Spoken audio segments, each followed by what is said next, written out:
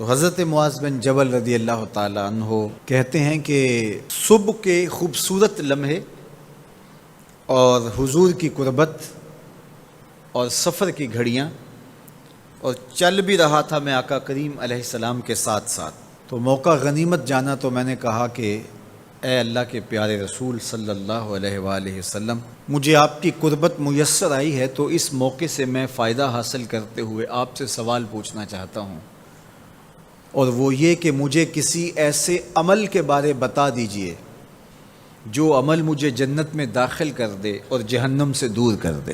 تو حضور علیہ السلام نے اس سوال پر ان کی تحسین فرمایا تو نے بہت بڑا سوال کیا ہے، اس کا جو جواب ہے کہ جنت نصیب ہو اور مجھے جہنم سے نجات ملے تو یہ اتنا آسان کام نہیں ہے، یہ بڑا مشکل کام ہے، لیکن جس پر اللہ آسان کر دے اس کے لیے مشکل نہیں ہے۔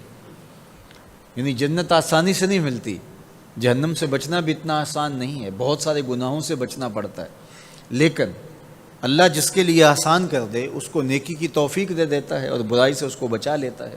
اگر تو چاہے کہ جنت میں جائے اور جہنم سے نجات ملے تو تمہیں اللہ پر ایمان بھی لانا پڑے گا، اور ایسا ایمان جس میں شرک کی آمیزش تک نہ ہو، اسی کی عبادت تیری زندگی کا مقصود ہو، اور نماز بھی ادا کرنا ہوگی، زکوٰۃ بھی دینا ہوگی، روزے بھی رکھنے پڑیں گے، اور تجھے حج بھی کرنا پڑے گا۔ جنت میں داخلے کے لیے یہ شرائط ہیں کہ تم یہ کام کرو گے۔ پھر ارشاد فرمایا میں تمہیں بھلائی کے دروازے ہی نہ بتا دوں۔ ارشاد فرمایا الصوم جنہ، روزہ ڈھال ہے۔ ڈھال آپ سمجھتے ہیں، اگر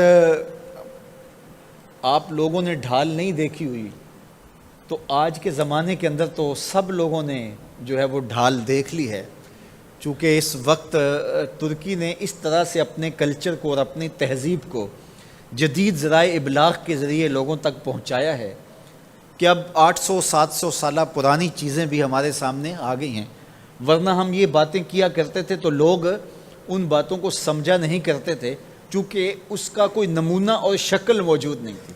جب دشمن تیر پھینکے تو تیر سے بچنے کے لیے وہ لوہے کا پتلا جو آگے کر دیا جاتا ہے، جو تیر کو اپنے اوپر روک لیتا ہے، اس کو عربی میں جنہ اور اردو میں ڈھال کہا جاتا ہے۔ تو آقا کریم نے فرمایا روزہ ڈھال ہے، تو گویا جہنم کی آگ سے بچانے کے لیے جو ہے وہ روزہ کام دے گا۔ وَالصَّدْقَةُ تُطْفِئُ الْخَطِیَّةُ، یہ گناہوں کو مٹا ڈالتا ہے، جس طرح کہ آگ کو پانی بجھا ڈالتا ہے، تو اس طرح جب صدقہ دیا جاتا ہے تو جو گناہ ہوتے ہیں وہ ایسے مٹتے ہیں کہ لگتا ہے یہاں گناہ تھے ہی نہیں۔ آگے ارشاد فرمایا رات کے پیٹ میں نماز ادا کرنا، یعنی تہجد کی نماز ادا کرنا۔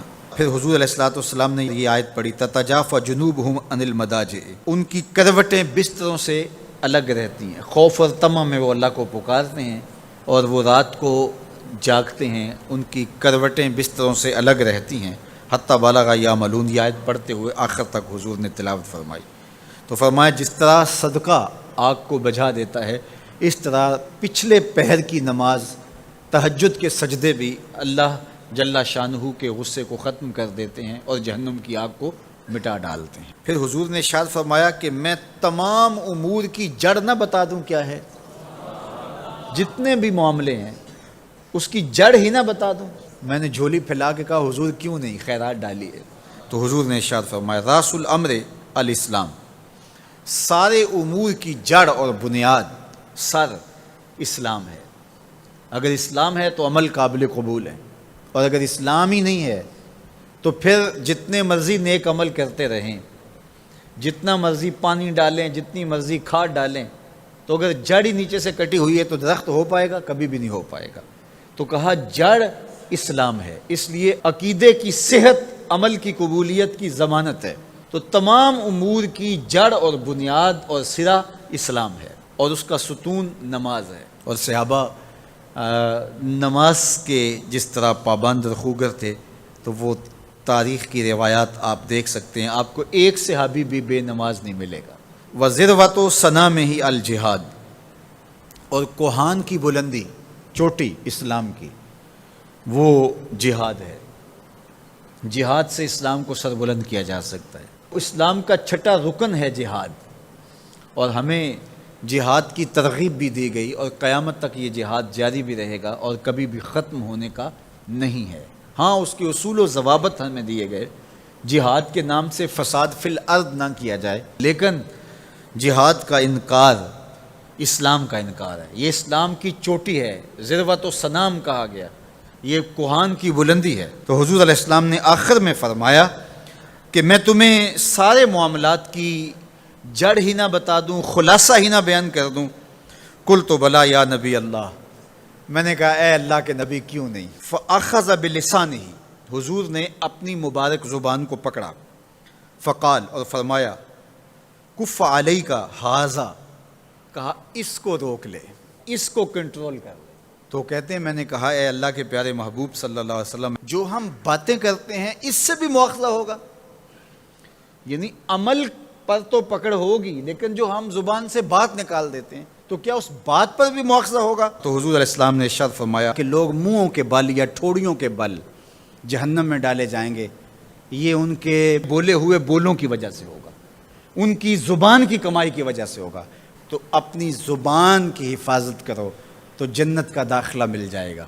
تو گویا زبان کی حفاظت سے لے کر کے اللہ کے حضور سجدے تک اور اللہ کی عبادت تک، یہ ہے وہ نصاب جو جنت میں جانے کا ہے۔